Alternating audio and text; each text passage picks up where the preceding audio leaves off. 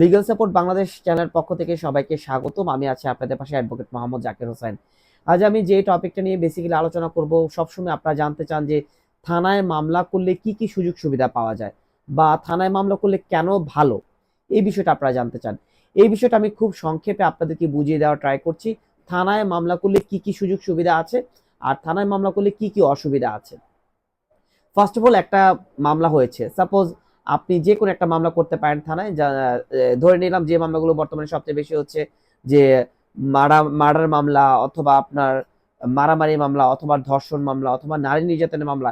এই মামলাগুলোই কিন্তু বেসিক্যালি সবচেয়ে বেশি কিন্তু থানায় হচ্ছে। আমি এখন একটা মার্ডার মামলার উদাহরণ দিচ্ছি।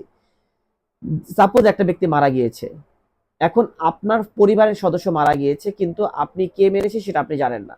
আপনি এখন মামলা করলেন কোথায়? থানায় মামলা করলেন অজ্ঞাতনামা আসামি দিয়ে।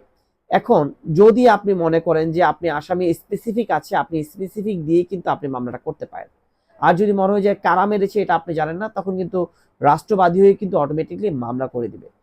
এখন যদি রাষ্ট্র অটোমেটিকলি মামলা করে দেয়, আপনাদের হাতে আর কোনো কিছু থাকছে না, তাহলে মার্ডার মামলাটা কিন্তু নর্মাল প্রসিডিং শেষ হয়ে যাচ্ছে। পরবর্তীতে আসে একটা মারামারি মামলা।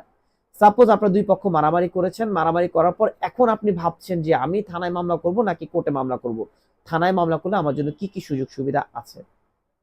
থানায় মামলা করলে আপনার জন্য প্রথম সুযোগ সুবিধাটা হলো, থানা যদি আপনি মামলা করেন, থানা যদি মামলাটাকে এফআইআর হিসেবে নিয়ে নেয়, সাথে সাথে কিন্তু অটো ওয়ারেন্ট এবং কি সাথে সাথে কিন্তু আসামিকে যখনই পাবে তখনই কিন্তু গ্রেফতার করে ফেলবে। অর্থাৎ থানায় মামলা করলে আপনি সাথে সাথে আসামিকে গ্রেফতার করতে পারছেন।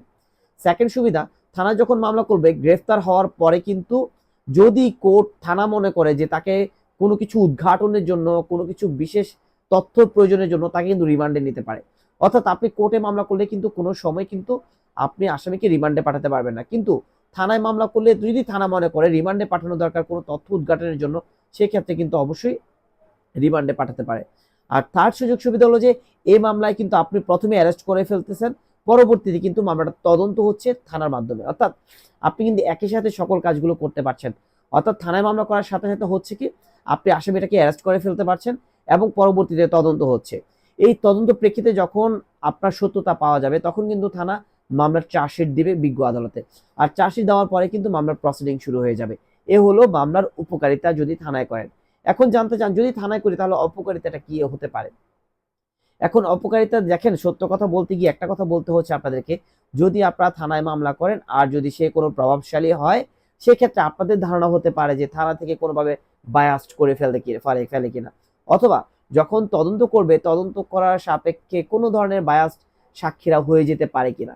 এই বিষয়টা কিন্তু খুব ইম্পর্টেন্ট একটা ফ্যাক্ট। যদিও সত্য কথা বলতে দ্বিধা আছে, সেক্ষেত্রে আমিও চিরসত্য কথাটা বললাম যে যদি প্রভাবশালী কেউ হয় অথবা যদি টাকাওয়ালা পার্সন কেউ হয়, সেক্ষেত্রে কিন্তু মাঝে মাঝে আমরা দেখি যে রিপোর্টগুলো একটু এদিক সেদিক হয়ে যাচ্ছে। অর্থাৎ থানার মতো করে তারা রিপোর্টটা দিয়ে দিচ্ছে, সত্যিকারই ঘটনাটাকে তারা চাপা দিয়ে রাখছে। সো আশা করি বুঝতে পেরেছেন যে থানায় মামলা করে আপনি কি কি সুযোগ সুবিধা পেতে পারেন। আর যদি থানা কোনোভাবে রিপোর্ট যদি আপনার বিপক্ষে দিয়ে দেয়, সেক্ষেত্রে কিন্তু আপনার কিছু করণীয় থাকবে না। তবে আপনার অপশন আছে, আপনি নারাজি দিতে পারবেন। তবে যদি একটা তদন্ত রিপোর্ট যদি আপনার বিপক্ষে চলে যায়, ইটস এ আপনার ব্যাক সাইড, আমি বলবো এটা আপনার নেগেটিভ সাইড। সো থানায় মামলা করলে যদি আপনার মনে হয় যে এটাকে কোনোভাবে বায়াস্ট করার সম্ভাবনা রয়েছে, সেক্ষেত্রে আমি বলবো আপনি কোর্টে মামলা করাটাই বেটার।